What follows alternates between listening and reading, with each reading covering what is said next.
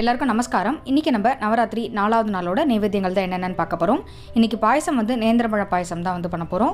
ரொம்ப சூப்பராக இருக்கும். அதுக்கு குக்கரில் அடியில் வந்து பார்த்திங்கன்னா ஒரு டம்ளர் ஜலம் வச்சுருக்கேன். மேலே ஒரு பாத்திரத்தில் ஒரு 3 நேந்திரம்பழத்தை வந்து வேக வச்சுக்க போகிறோம்.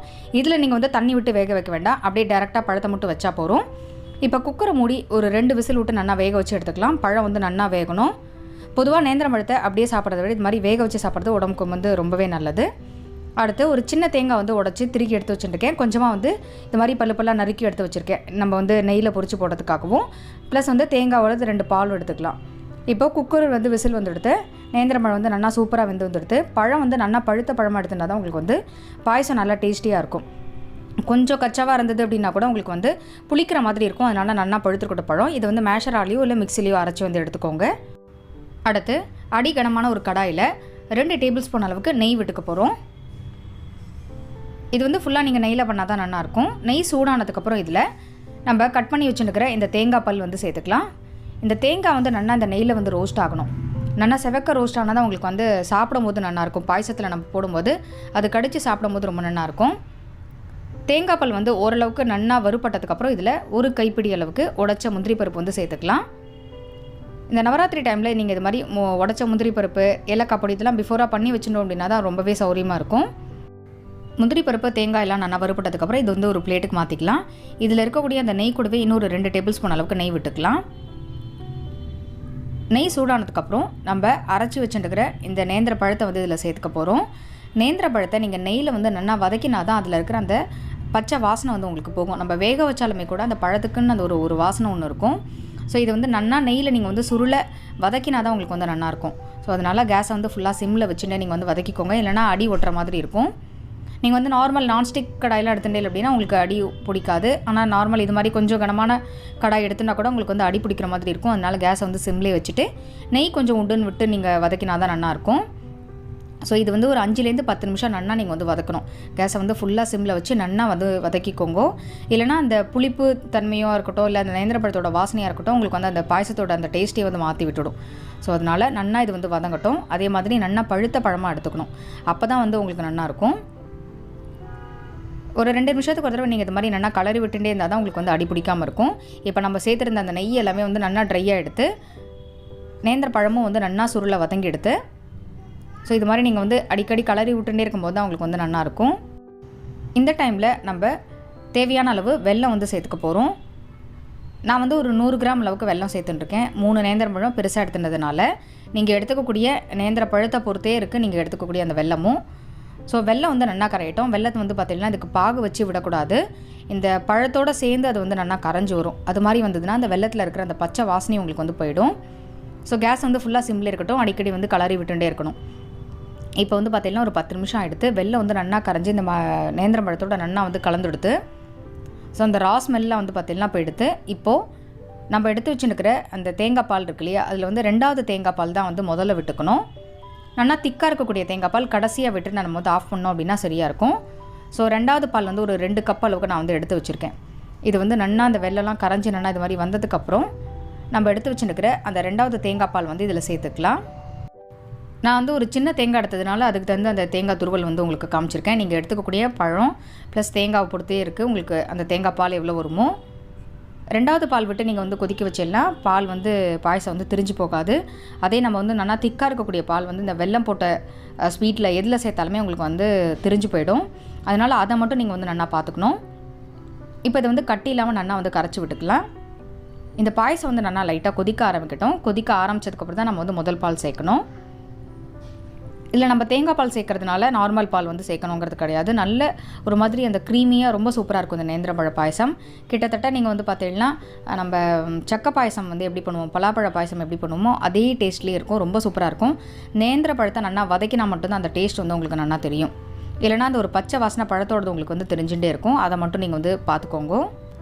இப்போ பாயசம் வந்து லைட்டாக கொதிக்க ஆரம்பிச்சிடுது. இந்த டைமில் நம்ம எடுத்து வச்சுட்டுருக்கிற அந்த முதல் பால் இருக்கு இல்லையா, 1 கப் அளவுக்கு அதை வந்து இதில் சேர்த்துக்கலாம். இந்த பால் சேர்த்துட்டு இது கூடவே நம்ம வறுத்து வச்சுருக்கிற அந்த முந்திரி பருப்பு தேங்காய் இது எல்லாத்தையும் வந்து சேர்த்துட்டு கேஸை வந்து ஆஃப் பண்ணிடலாம். ஸோ இந்த சூட்லேயே கலரி விட்டாலே போகிறோம். திருப்பி கொதிக்க வச்சேல் அப்படின்னா பாயசம் வந்து திரிஞ்சு போயிடும். அதனால் தேங்காய் பால் சேர்த்துட்டு உடனே நீங்கள் வந்து ஆஃப் பண்ணிடணும். அந்த சூட்லேயே உங்களுக்கு வந்து சரியாக இருக்கும். ரொம்பவே சூப்பராக அந்த கலர் வந்து பார்த்தீங்கன்னா நல்லா இன்னும் கொஞ்சம் ப்ரௌனாக இருக்கக்கூடிய வெல்லம் எடுத்துட்டேன் அப்படின்னா ரொம்ப சூப்பராக இருக்கும் உங்களுக்கு அந்த கலர். ரொம்பவே சூப்பராக நம்மளோட நேந்திரப்பழ பாயசம் வந்து பார்த்தீங்கன்னா ரெடி ஆகிடுது. கண்டிப்பாக எல்லோரும் இந்த நவராத்திரிக்கு இந்த நேந்திரப்பழ பாயசத்தை வந்து ட்ரை பண்ணி பாருங்கள். ட்ரை பண்ணி பார்த்துட்டு உங்களோட ஃபீட்பேக் வந்து எனக்கு சொல்லுங்கள். அடுத்து நவராத்திரி 4வது நாளுக்காக நம்ம வந்து கதம்ப சாதம் பண்ண போகிறோம். இன்ஸ்டண்ட்டாக அப்படியே அந்த 1 pot ரைஸ் தான் வந்து பண்ண போகிறோம். அதுக்கு ஒரு பாத்திரத்தில் 1/4 கப் அளவுக்கு துவரம்பருப்பு, 1/4 கப் அளவுக்கு பயத்தம்பருப்பு எடுத்துட்டுருக்கேன். உங்களுக்கு வேணும்னா ஃபுல்லாகவே துவரம்பருப்பில் கூட பண்ணிக்கலாம். இது கூடவே 1 கப் அளவுக்கு பச்சரிசி எடுத்துட்டுருக்கேன். 1/2 கப்பு பருப்பு, 1 கப் அரிசி அந்த கணக்கில் எடுத்துட்டுருக்கேன். அடுத்து மிக்ஸி வெஜிடபிள்ஸ் நீங்கள் எந்த காய் வேணாலும் சேர்த்துக்கலாம். நான் வந்து பூசணிக்காய், பரங்கிக்காய், அவரைக்காய், பீன்ஸ், கேரட், உருளைக்கிழங்கு, கத்திரிக்காய் எல்லா காயுமே எடுத்துட்டுருக்கேன். எல்லாத்தையும் வந்து பொடியாக நறுக்கி எடுத்துட்டுருக்கேன். ரொம்ப பெருசும் இல்லாமல் ரொம்ப சின்னது இல்லாமல் நறுக்கியிருக்கேன். அடுத்து குக்கரில் ஒரு 3 டேபிள் ஸ்பூன் அளவுக்கு எண்ணெய் விட்டுருக்கேன். எண்ணெய் சூடானது ஒரு பட்டை, 2 பிரிஞ்சி இலை, 1/2 டீஸ்பூன் அளவுக்கு ஜீரகம் சேர்த்துக்கலாம். இது கூடவே ஒரு 4-5 கிராம்பும் சேர்த்துக்க போகிறோம். இதில் முதல்ல வந்து பார்த்தீங்கன்னா ஒரு குடமிளகா, 2 தக்காளி வந்து நறுக்கி வச்சுட்டுருக்கேன். அதை வந்து முதல்ல வதக்கிக்க போகிறோம். காய்கறிகள் எல்லாமே உங்களோட சாய்ஸ் தான். உங்களுக்கு வந்து எந்த காய்கறிகள் வேணுமோ அதை வந்து சேர்த்துக்கலாம். கதம்பமாக எல்லா காயும் போட்டு பண்ணுறது தான் வந்து இந்த கதம்ப சாதம். ஸோ முதல்ல இந்த குடமிளகாவும் தக்காளியை வந்து கொஞ்சம் வதங்கினதுக்கப்புறம் நம்ம மீதி காய்கறிகள் எல்லாமே சேர்த்துக்கணும். இப்போது மீதி நறுக்கி வச்ச காய் எல்லாத்தையுமே வந்து போட்டுக்கலாம். பொதுவாக இந்த கதம்ப சாதம் வந்து கிட்டத்தட்ட சாம்பார் சாதம் மாதிரி தான். ஸோ 1 pot நம்ம டக்குன்னு அப்படி வச்சிட்டோம் அப்படின்னா ஈஸியாக இருக்கும் நமக்கு. ஸோ டேஸ்ட்டும் வந்து ரொம்ப நல்லாயிருக்கும். நான் வந்து இன்றைக்கி 1/4 கப்பு துவரம்பருப்பு, 1/4 கப்பு பயத்தம்பருப்பு எடுத்துட்டுருக்கேன். உங்களுக்கு வேண்டாம்னா நீங்கள் ஃபுல்லாக வந்து துவரம்பருப்பு எடுத்துக்கலாம். பொதுவாக சாம்பார் சாதம் நிறைய மெத்தடில் நம்மளோட சேனலில் வந்து பண்ணி காமிச்சிருக்கோம். இது வந்து இன்னொரு மெத்தட். இது ரொம்ப ஈஸியான ஒரு மெத்தடு. இதில் 2 டேபிள் ஸ்பூன் அளவுக்கு சாம்பார் பொடி, நம்ம ஆற்றுல அரைச்ச அந்த சாம்பார் பொடி, 1/2 டீஸ்பூன் அளவுக்கு மஞ்சள் பொடி, 1/2 டீஸ்பூன் அளவுக்கு Kashmiri chilli powder, 2 table spoon அளவுக்கு தனியா பவுடர் சேர்த்துட்டுருக்கோம். ஸோ இந்த சாம்பார் பொடி ரெசிபி வந்து அம்மா எப்படி அரைக்கணுங்கிறது வந்து ஆற்றுல எப்படி அரைக்கணும்னு காமிச்சிருக்கா. அதே மாதிரி மிஷினில் எப்படி அரைக்கணுங்கிறதும் காமிச்சிருக்கா.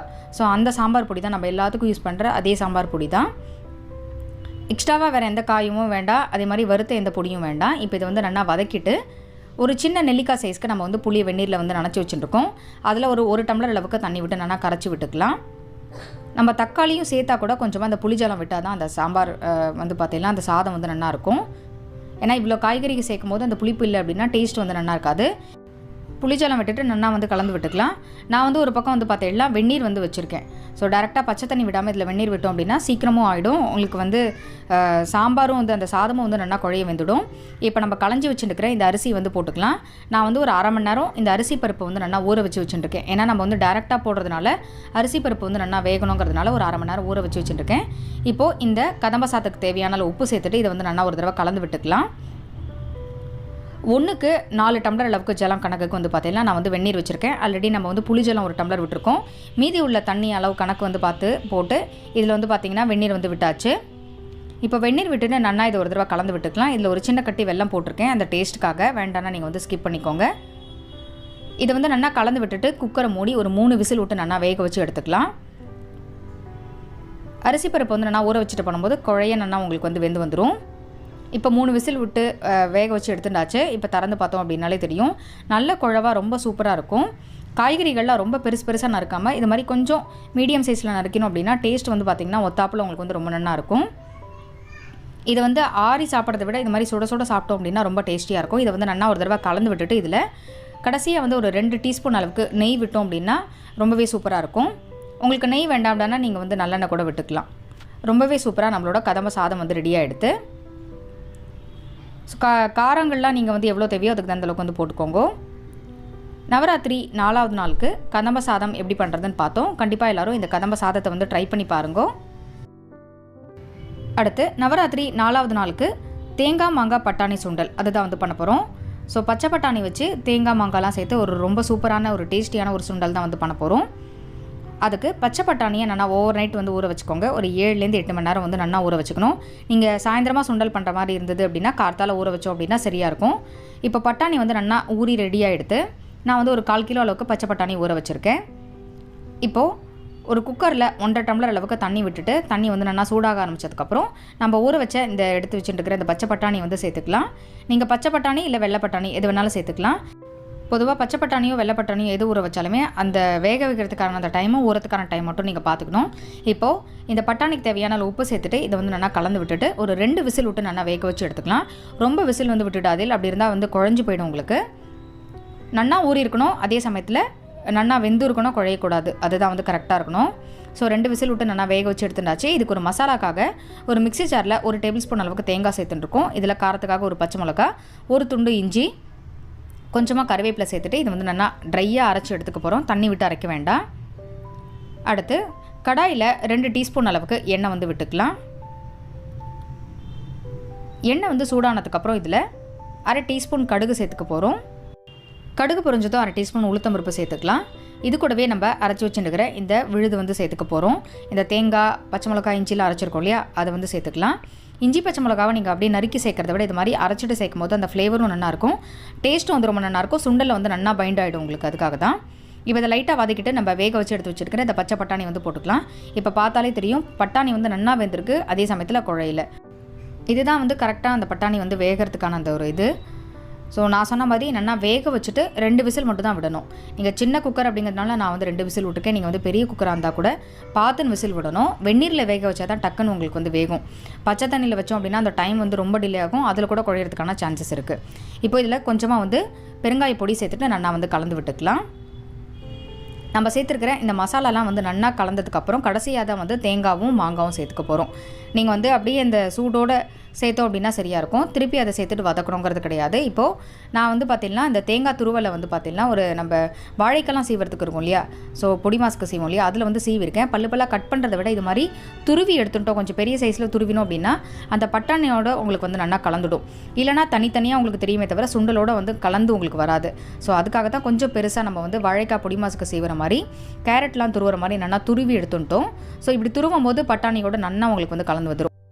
கேஸ் ஆஃப் பண்ணிவிட்டு நல்லா ஒரு தடவை கலந்து விட்டுட்டோம் அப்படின்னா நம்மளோட தேங்காய் மாங்காய் பட்டாணி சுண்டல் சூப்பராக ரெடியாக எடுத்து இது வந்து பச்சை பட்டாணி வெள்ளை பட்டாணி ரெண்டுத்துலையுமே வந்து பண்ணலாம். ரொம்பவே சூப்பராக நம்மளோட சுண்டல் வந்து ரெடியாக எடுத்து நல்லா வந்து இந்த பட்டாணியோட கலந்து வந்துட்டு பாருங்கள். நீங்கள் ஒரு தடவை எடுக்கும்போது அந்த மாங்காய் தேங்காய் எல்லாமே வந்து இந்த பட்டாணியோட நல்லா கலந்துருக்கும். ரொம்பவே சூப்பராக இருக்கும் அந்த மாங்காய் சேர்க்கும் போது. ஸோ நான் செஞ்சு காமிச்ச மாதிரி நவராத்திரி 4வது நாளுக்கு நேந்திரப்பழ பாயசம், கதம்ப சாதம், தேங்காய் மாங்காய் பட்டாணி சுண்டல் இது 3த்தையும் வந்து ட்ரை பண்ணி பாருங்கள். ட்ரை பண்ணி பார்த்துட்டு உங்களோட ஃபீட்பேக் வந்து சொல்லுங்கள். மறுபடியும் அடுத்த ஒரு வீடியோவில் உங்கள் எல்லாரையும் சந்திக்கிறேன். நன்றி, வணக்கம்.